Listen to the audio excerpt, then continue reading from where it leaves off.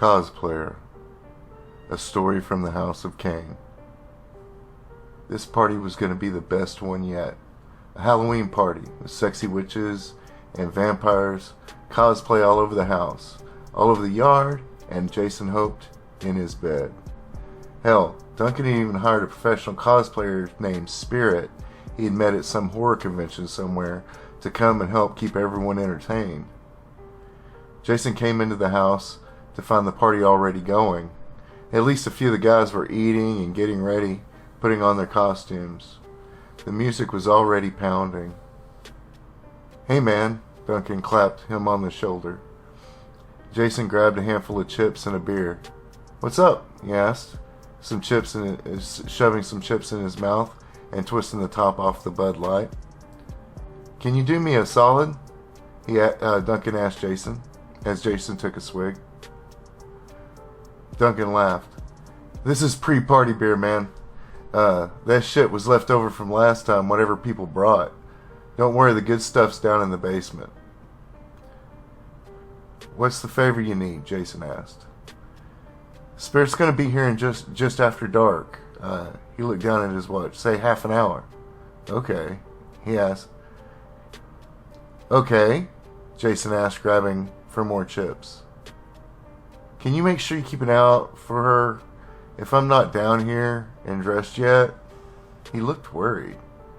"Trying to impress her? What's your costume anyway?" he asked Duncan.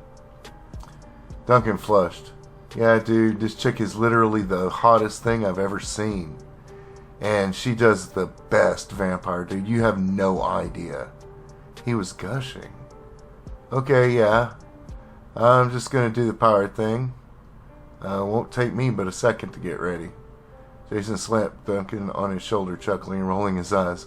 "Please don't tell me you went and spent a bunch of money on expensive vampire cosplay crap." He smiled. Jason called after him as he rushed through the old galley kitchen and up the stairs. "I hope she's worth it when you can't afford your books next spring." Glancing down at his watch, Jason headed over to his room. House is a pretty good sized house. 5 large bedrooms, a large galley kitchen, and 4 if you counted the basement bathrooms. It took Jason a few minutes to get into the retro leather pants. They seemed a little tighter than he remembered, and the cheesy ruffled white shirt, and put a patch over his left eye. He looked in the mirror and decided to take his black hair down out of the ponytail. He really didn't want to wear a hat. Hats you just had to keep up with, and he didn't want to deal with it. He stopped as he was leaving the bedroom and grabbed the old fencing rapier he'd found at a garage sale that inspired the whole awful getup he wore. "A pirate's life for me, I guess," he said as he went back into the kitchen for some more snacks. As he went in the kitchen, lights through the window caused Jason to look up. It was already dark outside. "Daylight savings time's a bitch," he murmured. The doorbell rang. He glanced down at his watch and he goes, "I guess she's a little early." But it's only about 15 minutes or so, he thought. "I got it," Jason called up the stairs on his way to the door. But it felt like something wasn't right. He didn't know what it was, but something made him stop. An odor maybe? A cold spot? Something? He was trying to get his mind under control when the doorbell rang again, and it brought him out of his stupor. He turned and opened the door. When he caught sight of her, Jason Hellman's rational mind ceased complete function. Her eyes were blue, but not just blue. The word blue couldn't encompass how blue her eyes actually were. It was like the blue-white of a lightning bolt, but turned up 1,000,000 times. Like the blue burned out your brain, your wants, your needs, your desires. All was blue. "May I come into your home?" came a voice that was Jason's entire existence. It was smooth and tender and caressed the soul as it grabbed his heart and began to clench. "Yes," Jason managed to stammer. There was a peal of silvery laughter, like bells raining down upon the ground in winter. You must say it, dear boy. Come in, please. He spoke like an automaton. The blue, the eyes. He was fixed upon them, drowned in it. A sea of brilliant blue, and the blue turned up, brighter and brighter until it was brilliant white. And then he wasn't Jason. He wasn't anything. He was just bliss. He didn't know how long it had been when his eyes fluttered open. The scene that slowly came into view bit by bit caused Jason to slam his eyes shut again. It was red. The comforting and blissful white had given way to red. The red of coppery sense. The red of ancestry and war. The red of blood.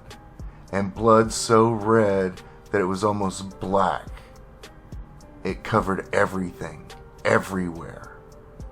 It was in Jason's nostrils, the coppery taste in his mouth. It was red in his mind. He tried to move, but he couldn't. It's not that he couldn't feel his legs, he could, but they just wouldn't respond to his commands. Oh my God, what's happened? He thought. He looked around as best he could. He was laying propped against the couch in the front room and had been turned partially over. The door out to his right and the kitchen to his left, with his bedroom behind him. But he couldn't move, not even twist his neck. Everything was smashed and covered with not just blood, but gore. Intestines even hung from the old gaudy candelabra ceiling fan. A severed arm lay only a few feet away from where he couldn't avert his eyes too much. It was always there in his peripheral vision. A form darted from shadow to shadow in the silent house. How could he have not noticed how quiet it was? How silent the night had become? I just opened a door, Jason thought into the darkness. Oh no, my dear. That same beautiful, slithering voice said, as it had once again grabbed at his heart. You invited me in, a predator. What poor Duncan never understood was that I was not cosplaying a vampire. I was cosplaying a human.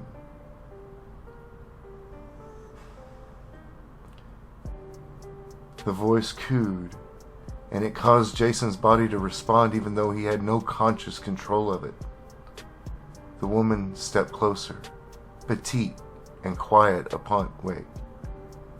not quiet upon the floor. Her feet didn't even touch the floor.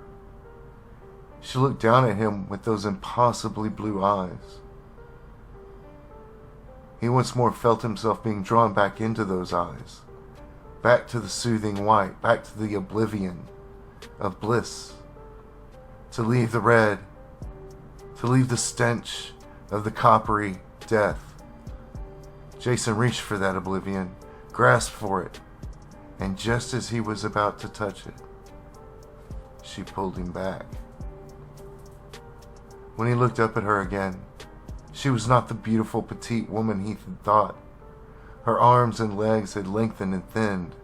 Her body had bloated and bubbled. Her head and face looked the same, but the rest of her looked like some sort of strange spider with 4 legs. Not yet, dear boy, not yet, she cooed. Why? He managed to stammer. Oh, I was in for some sport, and I was hungry. I haven't had this much fun in a long time. I love Halloween. It's really difficult, you know, just to let loose in this day and age. She looked around. Oh, don't worry, I didn't feed off any of your friends. Not that you would know what that means. You children worship at the idols of Hollywood, like a bunch of pedophiles and demons could lead you, but wouldn't necessarily lead you astray. No, dear boy, we are not tormented souls just looking for a friend. We do not sparkle in the sunlight. In fact, we're the ones who torment souls. The light is afraid of us. But you children, you listen to trash and you believe it. That makes it perfect. When I feed, I do not just feed on blood. Oh, I can survive on it. But no, I feed on your essence, on your soul, on the very blood and bone, until there's nothing left. Just the cloth you were sitting in. But you will not know.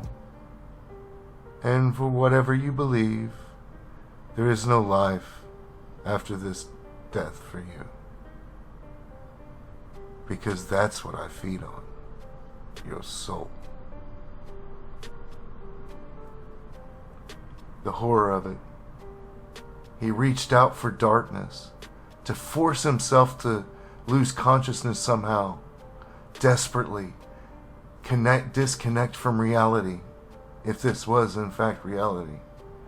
Oh no, my dear boy, you can't do that, she scolded, blood dripping down her chin. Just finish it, he wanted. Oh no, not yet. You see, I can't get you to your soul unless you let me. I cannot feed unless you are open to me. Jason shook his head with fear, as much as he could. How? She smiled and let her jaw drop open and widen. He saw the classic two long canines that were featured from her upper teeth, but behind them there were row upon row of sharp, shark-like teeth. Jason screamed, "Terror, my boy. Terror opens you up so that I can devour your soul. And along the way, I get to feed upon your despair as well." Jason continued to scream until he knew no more. The end.